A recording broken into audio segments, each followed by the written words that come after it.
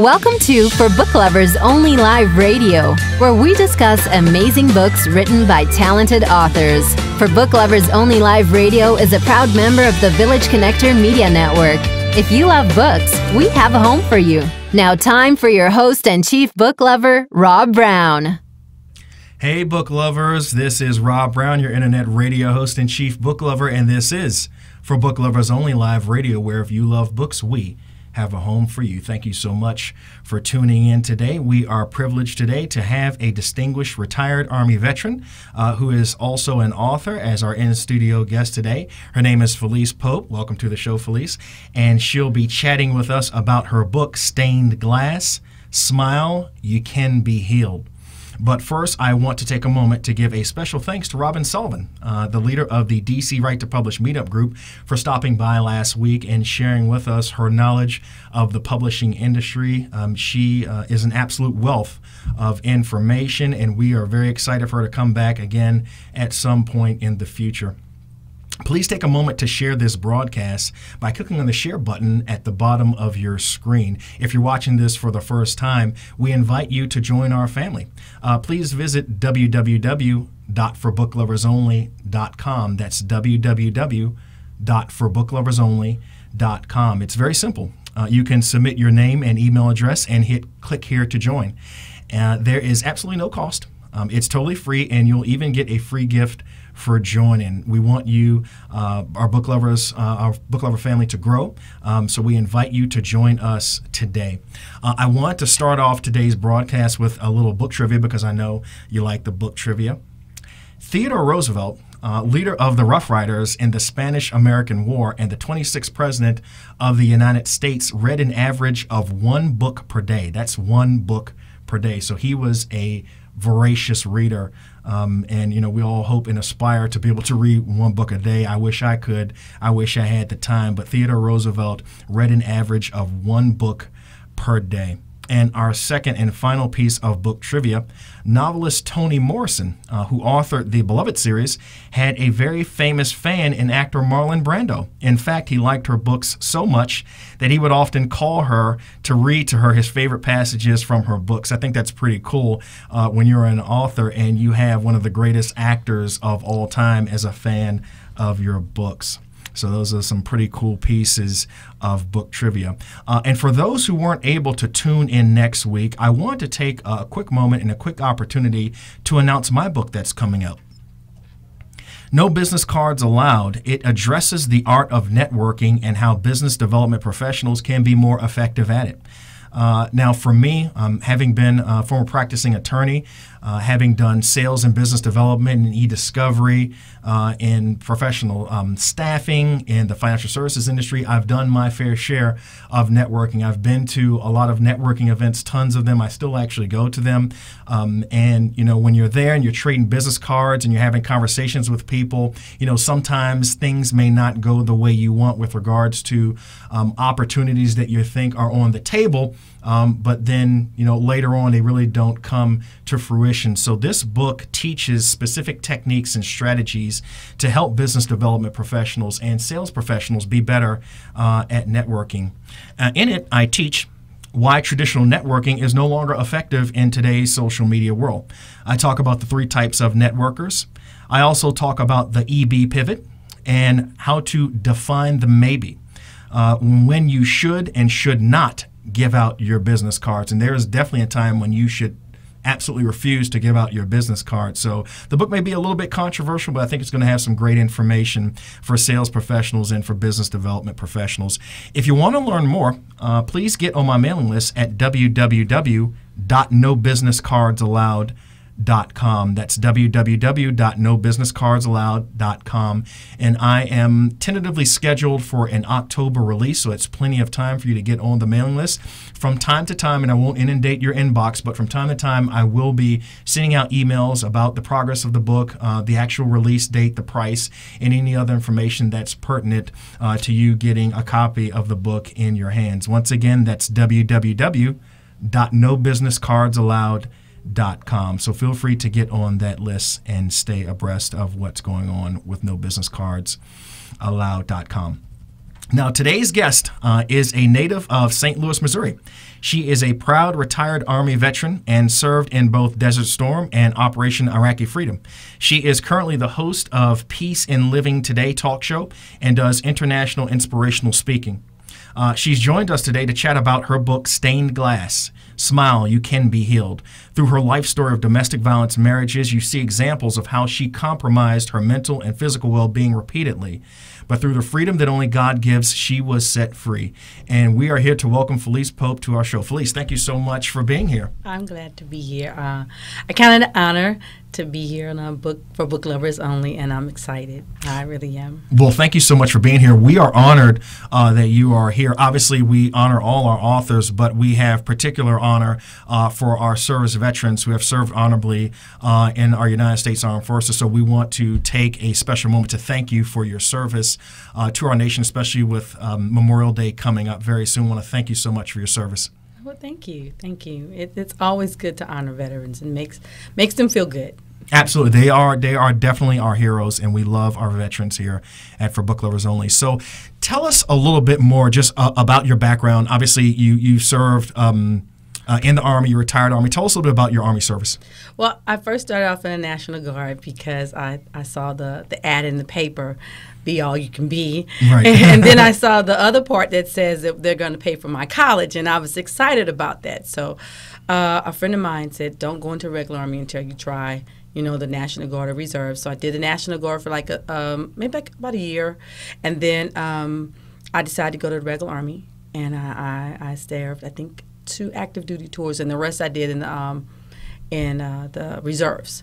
And I love traveling. I went to Germany twice. I went to Holland. I've been around the United States a couple of times, but I loved it. And I am kind of patriotic. When you're overseas and you see that American flag, it means so much when you talk about liberty and you talk about freedom and you think about fairness and what rights we have here. They're not always reflected in other countries because they don't have that same democracy. So I love my country. I know it might sound corny, but no, I love my country. Absolutely, absolutely. Like I say, we love our veterans and we really value their service. So obviously, you're an Army veteran, but you're also an author, and you have written "Stained Glass, Smile, You Can Be Healed." Now, this is a very interesting book because in this book, you kind of show your vulnerability. It's sort of a duality because as a member of the armed forces, as a member of the Army, you're perceived as a strong person. Yes. You're perceived as a tough person. Yes. And you show a lot of vulnerability in your book. Kind of tell us a little bit about some of the things that have happened to you that you talk about in this book. Well, in the book, I kind of talk about how we wear this persona, this smiley face. And when I say smiley face, I'm not talking about that smile that you keep people out of your business. I'm talking about that smile that you hide from your own self. Well, when I was about 4, I started wearing my face. I got molested as a child. And my parents were always protective over us. But as far as I can remember, I really don't remember the whole event because as a kid I kept asking, God to take it away. And I didn't tell anybody because I feared the man did say he would kill my parents. And when you're 4 and you're listening to something like that, you start saying, well, what if they did kill my parents? And that's in the book. I kept talking about my mind as a 4-year-old. I knew he was doing something wrong. But my mother kept asking me, did somebody touch you? And it's like this paralyzation came over me. And I couldn't talk, I couldn't speak, I couldn't breathe, and I kept saying, no. And I even believe she took me to the doctor, and I kept telling her no because I was scared. Because I knew my parents. When somebody tells you, they hurt your child, the first thing you do is, I'm going to take this into my hands. But I didn't want that to happen. So I just kept lying to myself. And then I lied to protect my feelings. And then it just became a natural thing. I don't want to hurt anybody's feelings. And then at times I would really let people know how I felt, but it was something that was inside of me that just didn't. I wouldn't share that because I didn't want to suffer the repercussions. So that's some of the things in the book about the depression, even as a child. When someone hurts a child, I didn't know how to release that. And that just carried on to my adult life. I see. As a child, being molested, that you go through this trauma. You know, it was my fault, or maybe I should have screamed, maybe I should have did this. And there's no one that really sits down and talks to the children. And then that led to my marriage. I married too quickly. I married in the military because I got tired of being alone. And it happens to soldiers. You go from duty station to duty station. You want that companion, and then they might be leaving where you're coming. And you're only there for 2 years or 3 years at the most. So I married a person that I thought, you know, was a good provider. He seemed like he had a good head on his shoulder. He was older than me. So I'm like, that must count for something. Right. Age must count for something. And no, he doesn't. So I married him. And then he starts showing signs of being abusive, name calling. And I'm not saying, you know, the regular, you know, hey, you stupid. No, you're blank, blank, blank, blank, blank. Oh, and I began to say, are you serious? You're supposed to be a Christian. And it began to show that he was not really a Christian. Now, hate to interrupt you, but now, was this another soldier? Was this another member of the military? This is another soldier. This is another soldier. He had gotten out the military about a couple of weeks before we got married. And he really didn't show a whole lot of warning signs that I thought is considered abuse, because I grew up in St. Louis. And there's nothing to see somebody get cursed out on the street. I grew up on one of the most dangerous parts of the city. And we always saw people getting hit, shoved, shot at, ran down the street, something like that. You always saw violence, so that became my abnormal. So that's how I began to say, okay, it's nothing wrong with it. You know, I see people curse and fight at one another, but when you say you're Christian, your life should be different. Then I realized that he was not really trying to be a Christian, because he started heavily drinking. Then he started using drugs. And I didn't want to give up, because, you know, they tell you as a Christian, you know, suffer, you know, this is your marriage, you've only been in this for a year. And some people told me to get out, but I'm like, no, I need to make this work, you know, for right. better or for worse. You know, you buy into that, not understanding that this could get worse. And if the worst gets to where my life is threatened, then I need to get out.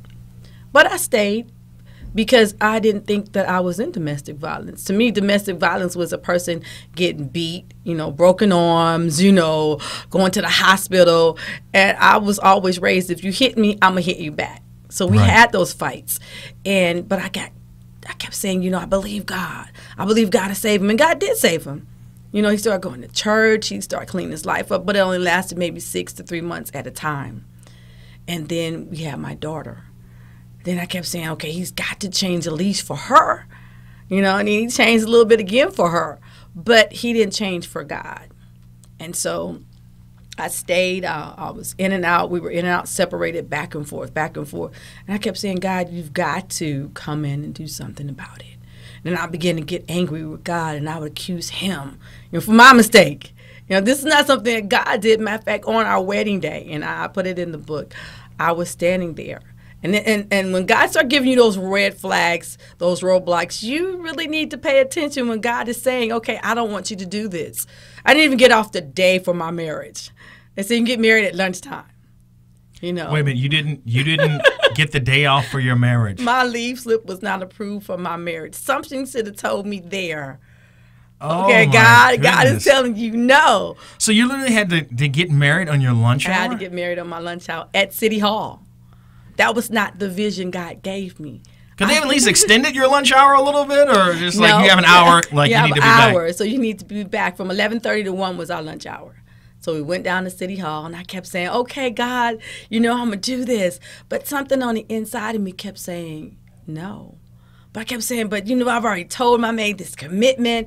And so I did that, and then even at the altar, I felt weird. I felt like I was out of my element. I felt like an out-of-body experience, right. That God was speaking to me and saying no. But I saw this big smile on his face. I said, Lord, he's so happy. He wants to marry me. Of all women in the world, he wants to marry me. So that made me feel special. That made me feel wonderful. But on the inside, I heard this screaming say no after he said his vows. And I'm like, but God, I'm here at the altar.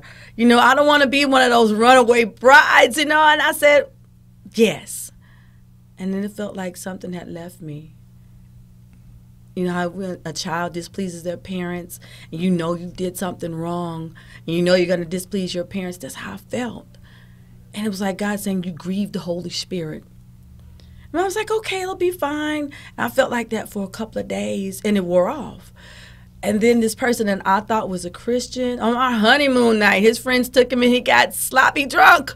I kept saying, God, I've made a mistake. So all the red flags basically appeared after you exchanged ideas as opposed to before. Because you said it was a quick courtship, so you really didn't have the time to... Thank you. I didn't have the time. I was not taught that you get to know a person. You ask questions. You find out about their background. We were always taught, be pleasant, show that smiley face, that, that good part of you, be on your best behavior. Well, sometimes God is speaking to you because he sees that person's heart. I don't have to push your buttons to make you mad. All I have to do is listen to the Holy Spirit.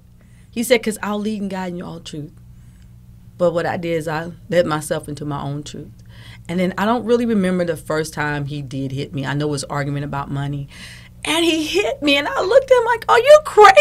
Oh, it's horrible. And so when he hit me, it was like, okay, here comes street sense. I threw all out the Christian, the Jesus, turn the other cheek up. No, I hit him in his cheek too. So I began to say, God, this can't keep happening. You need some help. So we went to counseling. Counselors told us what to do. And by that time, my daughter was getting older, and then I had to leave. I left the home. And I kept saying, I'm in the military. The military does not tolerate that. And because he was my dependent and I'm the sponsor, what they would have done was taken my child and put her in his custody. And I was like, God, I'm not going to have that. Right, you didn't want that. He's abusing substances. He's drinking. He's bringing all these weird people to our house. And I kept telling him, you can't keep doing that. Now, before you got married to this person, did your family, did they approve of him, family, friends, or did people kind of say, hey, we get bad vibes from this guy? Well, I was not on the best speaking terms with my family. My family never saw him. I got married and called my family and said, hey, I'm getting married tomorrow. I think it's tomorrow that I got married. And it was like they were shocked. They never met him. And it was like, wow, she did this. At first because I was like, well, I'm grown, a very strong-willed person. I'm grown. I'm out here on my own. I can do my own thing. And I never thought that maybe if my parents saw him, maybe they would have saw the warning signs. But, when you get on your own, I have been to Germany, I've been to different parts of the world. So, I knew it all. I'm a Christian. And to seal it is I'm a minister. God's called me, to the ministry. Right. So I know it all. That self-righteous, I know it mine, got me into a lot of hurt. And we separated off and on. And I think the final straw was when my daughter came to me. And she said, Mom, I can't, in her own little way, I can't handle this. Not knowing that this was affecting her. Because, see, when you're depressed and you're always crying, your children see that. And a spirit of depression had came over me. And, yes, Christians suffered depression. I began to self-condemn myself. I kept saying, you're a failure. Look at your life. Everybody sees, oh, you're doing well. Because at one time, we had 3 incomes coming in. He he was a painter. He worked in the morning painting. He worked at night doing construction. I was in Army, and we only had 1 child at that time. So we had more than enough money to buy things, and I kept saying, for better, for worse, I got to stick this out because I kept hearing from the church, God hates divorce. God hurts divorce. Right. But no one ever breaks that down. God doesn't hate you. He hates divorce because it makes you divided. And then he said, and he spoke to me one day. He said, what I put together, let no man put asunder. Then he began to show me, I didn't put you together. You did it on your own. And every time I kept telling someone that, they was like, no, you're misinterpreting the scripture. So he led me to different books, and I did my own study. Because at times we rely on man so much, we forget that God speaks to us. It's not the Old Testament where he just speaks to Moses, he just spoke to Joshua, but God speaks to his children. And because we're his children, we have to know that God does not want us in a depressed state. He doesn't want you in harm's way. And I'm not saying run out and go divorce your husband. I'm saying ask God for a plan. Because abuse in any sense, verbal abuse, mental abuse, that's not where God wants us. And definitely when it gets to physical abuse, you cannot live that way. Because if you accidentally kill that person in the midst of a fight, you're going to jail. And what hope do your children have? So God began to show me there's a different way out. And I began to study. And I began to really say, God, I need you to speak to me. Because in the end of my life, I'm going to stand to you. I'm going to have to answer for you what I did on this earth, what I did with my life, how I raised my children. I definitely didn't want my son, as I had later on, 2 sons later at the end of the marriage, to grow up to see a father hitting me. Right. Or me hitting right. him. Yeah. And then they hate women, you know. Right. They think that's normal. They would think that's normal. So you mentioned your life story of domestic violence marriages. So there were other marriages, or just there was another marriage. After I divorced my husband, I was so happy. Matter of fact, I think I laughed all the way in the courtroom. I could not contain myself. I said, "This is over with." I got what's called emergency divorce because of domestic violence. We were divorced in 3 days, finalized in 7, and I was so happy. But at that time, and I'm not ashamed to say it, I was not really seeking God. We were separated. And I started dating this other gentleman. And in the midst of dating him, he was a nice, kind man. He had smooth words. He, too, was older than me. So I'm thinking, okay, right. you know, he's in the church. He's another church member. And I'm thinking, wow, you know, because of the position he's in, I know he's getting wisdom. I know he's getting knowledge. And he would buy my son little things, you know, because by that time I had 2 other children. And I'm like, he's buying them clothes. He must be an excellent provider. So we get married. Well, before we got married, I got pregnant. Because I start messing around with him, being depressed. All it takes is one time. Because I tell people you don't have to keep continuing having sex. All it takes is one time to have sex. And I realized I was pregnant. I was like, listen, I don't need to see you anymore. You know, and you don't need to marry me because I'm pregnant, because God can do it. Well, you know, here comes the church again. You guys need to get married because she's pregnant. No, don't marry me because I'm pregnant. Marry me because you love me. Now, at that point, did you see any red flags there? Or? No, I didn't. I saw a couple, but they were not as bad as the other abnormal. Right. You see what I'm saying? When your gauge is off and you're gauging normal by abnormal, you're still off until you come into the light to see, hey, abnormal is abnormal, regardless it's on a scale of 10 or 5. Abnormal is abnormal. Right. And so for a little while, everything was going fine. And as my oldest son started getting, his biological child started getting older, I started seeing the favoritism. I started seeing you're making a difference between the children. And you can't do that. And so then the arguments came. And then the arguments got worse. Then it came to him leaving and coming back and leaving and coming back. Then we got into these shoving matches, and he was way bigger than me. He was built like a football player. Right. So I'm like, if this dude hits me, you know, God, I'm out of here.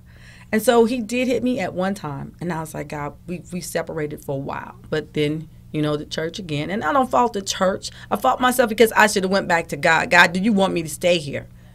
Right. You know, and then it got to be where he would stop coming home on right. Saturdays and stop coming here and there. And I'm like, God, okay, what now? So during this time, I mean, are you thinking to yourself, not again? That's like, exactly what I thought. Are you kidding me? This can't be happening to me again. That's exactly what I thought. And I would go to church and I would worship, but I'd come back home, I'm a failure. I've completely messed up my life. I can talk to other people. I can give them a good word. Why can't I do that for myself? And so right. I began to say, okay, some people suffer with illness in their body. Some people may suffer with financial problems. I'm just have suffered with bad marriages. And I felt that that's the state I need to be in. Right. And I began to condemn myself. I would smile, but people would see in my eyes, you are so depressed. And I was right. like, no, I'm fine. I'm fine. Everything's okay. Right. And then at one point, I wanted to end it all. I said, God, you know what?